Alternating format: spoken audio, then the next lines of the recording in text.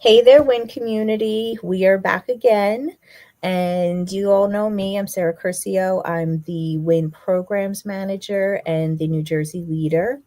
And today we are here because we are doing a community to community collaboration, which I know we haven't done in a while, but I am definitely looking forward to this. So today is going to be, we're going to be talking about companies and charities connected, or 3C for short. And I am with the founder, Jeremy, but I will pass the mic over to him so he can properly introduce himself and 3C. And thanks for being here with us today, Jeremy. Thanks for having me on, Sarah, and hello, WIN community. My name is Jeremy Fabrel. I am a real estate professional by trade and the founder of Companies and Charities Connected. We were formed out of we were part of the typical networking scene, the BNIs, the Latips, and it wasn't the right fit for us. And we wanted to do something different. And when we were kind of bouncing the idea around with the core group that we started with, somebody threw out the idea of, what if at the end of the year, if we have any money left over from dues, maybe we donate it to charity. And I liked that idea, but I wanted to take it a step further. And I was like, what if, and I say it was kind of a group effort here. What if we made charity a big component about what we do? And so it got a resounding and unanimous, like, absolutely, yes, let's move forward with that. And so very much like your typical referral networking groups, we meet on a regular basis. We practice our elevator pitch and we learn from one another. There's an educational component, but also on a quarterly basis, we coordinate charitable initiatives. We pick a nonprofit from the area and we put together a networking mixer to bring people together, network, but also do some good for some really worthy organizations right in our backyard. We just launched over the summer, and so far we've had two of those networking charity mixers, and both so far have been big successes. And we're looking to grow the group. We're looking to make a larger impact, and just rinse and repeat as we go on. So far it's going really well. Well, thank you for that proper introduction, Jeremy. And, Jeremy and I connected because of networking. Thanks to Jackie Berman, and everyone in the WIN New Jersey chapter knows who I'm talking about. So we did have a one-on-one coffee chat, and that's how we got acquainted. I got to learn about 3C, and just WIN being a nonprofit, it felt like we could align together and collaborate. Jeremy is actually one of our sponsors for our March event. Kind of ironic, we have a little bit of a theme with our sponsors this time. Everybody is in real estate loan kind of thing, so it just happened that way, but just a side note. But yeah, I mean, he has become active in our community, and we want to be here to help support. I do love the idea that you guys wanted to help nonprofits and have that residual income go to something positive within your community. Are there any nonprofits in particular that you guys have donated to that you want to share about? Or Yes. So the first event that we hosted was in support of a group called 180 Turning Lives Around. They do some really amazing work for victims of domestic abuse and sexual assault, and they've got a safe house. And so we did a donation drive for some essential hygiene products, comfy clothing, and we collected about, say, $1,200-$1,300 worth of stuff for them. And then in December, we did a fundraiser food drive for the Freehold Area Open Door. They run a food pantry in Freehold, New Jersey. They also do They do a lot of programming, educational programming for seniors and children, and they do financial assistance for things like rent and utilities. And at the event, we raised about $1,200, collected about 150 pounds worth of food. And at the end of each quarter, any money that we have left over from group dues, after paying for the event and paying for food and all of that, we give away some door prizes. So it's, some nice swag for people to walk away with. So any money left over goes directly to that charity that we're supporting each quarter. So we sent them an extra $700. So almost $2,000 that we were able to make an impact for, groups that really need it. And so for the first quarter of this year, we're going to be working with a group called Foster the Family, and they put together care packages for new foster families. So whether you have an infant or a teenager, they give you a care package for kind of the essentials that you're going to need for them, whether it's school supplies or diapers and formula, hygiene stuff, whatever it is. So that's a big part of what they do. So we're really excited to be working with them. I love that. And I'm familiar with all the ones that you had mentioned, but the one that I'm most familiar with is the one in Hazlet, the 180, because I grew up in Hazlet, so I'm quite aware of all the different things they do, and that's an amazing nonprofit organization. So just as a side note for all the viewers who are watching, Allegra Jackson, the WIN founder, did drop 3 different links that Jeremy provided us with. One is for his website, and the other 2 are for Eventbrite. If you do want to take a look at them, see if you can attend one of his events. All the information is in the comment section, so please feel free to, go get acquainted with others. Networking really does lead to a lot of opportunities. It leads to a lot of benefits within the community, especially when we all connect and help each other. So just a little side note for everybody watching. And Karan, thank you for tuning in. I see you commented on LinkedIn. And everybody, if you're watching in the groups, especially the New Jersey chapter, give us some love while we're watching here, just an FYI. So, Jeremy, what do you see for this coming year when it comes to 3C? What are you planning to do to continue its growth? Well, one of the main things is our goal to just grow the group, because the larger the group, the more of an impact that we can make. And unlike other networking organizations, we're not so exclusive to one seat per industry. We have to be conscious of not being inundated with, a dozen realtors like myself. But we're not so exclusive. So we're looking for people who are like-minded, who want to be involved and who want to make a positive contribution, who aren't just into networking for their own personal benefit. Obviously, that's why we network, because we're looking to grow our businesses and become more successful by making, deepening connections in our community. But everybody that we have in the group is way more focused on the greater good. And by doing good, you'll be in turn doing good.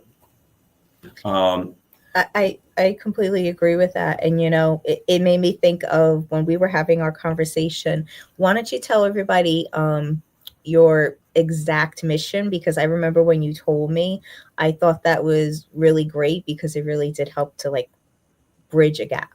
It did. Yeah. And bridging the gap is exactly what we're looking to do. We're looking to bridge that gap between the for-profit and the nonprofit world to look for opportunities for collaboration. There's a lot of impact that folks want to make, and there's a lot of need that these organizations have, and they're often not talking to one another in a natural way. So we're looking to just create a platform that is just a natural way for people to express what they need and look for a way to get involved and do some good. And that mission statement was the exact reason I wanted to do a community to community, because I felt like your mission intertwined with W.I.N's mission, which is to empower women entrepreneurs and the men that support them. So I felt like it was in perfect alignment, and it's probably why Jackie connected us together. She realized that herself. Um, so, we have a lot of different projects coming down the pipeline. We always have our Healthy Horizon project, we have financial literacy projects. So, do you, within your organization, have any like particular projects or programs you have coming up this year or anything like that you like to share? I wouldn't say we necessarily have any particular projects or programs. Our projects and programs are going to be on a quarterly basis, and the charitable initiatives that we host, so far they've been happy hours, but that doesn't mean they necessarily have to be focused around going out and drinking. We find people are much more generous when they're a little bit lubricated, but that doesn't necessarily have to be the case all the time. It's going to be whatever makes the most sense for the organization we've decided to partner with. Wine or coffee, right? Exactly. Maybe we do, I don't know, rock climbing as some sort of initiative, or I don't know. I'm just throwing ideas out there. It doesn't have to be doing damage to your body. We could be doing good stuff for our body too. But yeah, so one thing that I'm looking to, I guess, solidify is actually becoming a nonprofit ourselves. It was one of those things I just needed to put a flag in the ground and establish an entity, and didn't have the bylaws worked out, didn't quite have a board of directors or anything like that. I just wanted to become official and start doing some good, and then we'll figure out everything else as we go along. So the next, I guess, iteration of us is to formalize as a 501c3 and give members the opportunity to for their dues to be directly expenses that they can write off, and make those actual charitable donations. I love that, and I agree. And just in case you aren't aware of it, whenever you do donate to a nonprofit, as an entrepreneur, that does help you on your taxes the same, probably even more than just your business expenses. So just a little FYI for those that aren't aware. And Jeremy, you're definitely in the right place if you have any questions about forming a nonprofit, because of course you had met Allegra, our W.I.N founder, and our corporate sponsor, Ernice Cummings. She actually has her own nonprofit called Secret Miracles Inc. So you're definitely in the right space to connect with other nonprofits and, collaborate on, potential projects and everything like that. So I really love that you have that initiative. The only thing I will say is I do notice that when you said BNI, so I don't know if you guys are like early birds per se, just putting that out there for for everybody. When you mentioned BNI, that's like the first thing that pops into my head. Well, did I say BNI? I tried You to said be. kind of like a BNI approach, so that's why I just wanted to Oh, clarify okay. that. I try not to necessarily throw out groups out there. I don't want to bash any groups at all. It just, their model wasn't. We didn't quite fit into what their model was. So, it's every group has, If every group has fills a something certain different and unique, purpose. that's for sure. I mean, with the W.I.N community, we like to do quarterly events like that. We like to help focus on sponsors. So I just kind of wanted to get a feel for, I guess, your structure, since how you do your events. Like, how would you describe them specifically? So our regular meetings, we meet on the first and third Tuesday of every month in the morning, 7:30 in the morning. I know some people are allergic to any time before 9 a.m. So I get it. So we meet in the morning. We alternate between in-person and virtual. So the first Tuesday of every month is always in person. The third Tuesday of the month is always virtual. The meetings are structured the same way, whether we're in person or virtual. We always just go around the horn, just introduce ourselves. This is my name, my company, and the industry that I represent, or if I'm a member of the group, the seat that I occupy. Always do an icebreaker to kind of get to know one another on a little bit deeper level than just, so business focused. Any member can lead the education round. So we do an education segment that can be something specific to your industry that you want to teach the group and something that'll be valuable to them. Or maybe it's something you're reading, maybe it's something sales, networking related, whatever it is of value that you want to bring to the table, share with the group. Then we go around with our 30-second commercials. I like to do something a little bit different from time to time and just change it up. So we did this one activity one exercise for a few weeks in a row where we would start the sentence. So how, when, and then you would explain a problem that your clients or customers typically have, and then how you come and save the day and solve their problems. So it's a great way of really getting to know what it is exactly that our members and our guests do beyond just, hi, this is my company and this is what we typically do. And it just makes it a little bit more fun. So I always try to find some different way of changing it up a little bit by at the same time achieving the same goal. And then the back end of the meeting, we're just doing housekeeping and coordinating the next event that's coming up. The events that we host, like I said, so far they've been happy hour events. We supply food in a venue and have people come and have a good time. And there's really not too much structure around them. We really want people to just feel free to mingle and connect with new people and look for opportunities to collaborate and do business and earn referrals and make some positive impact.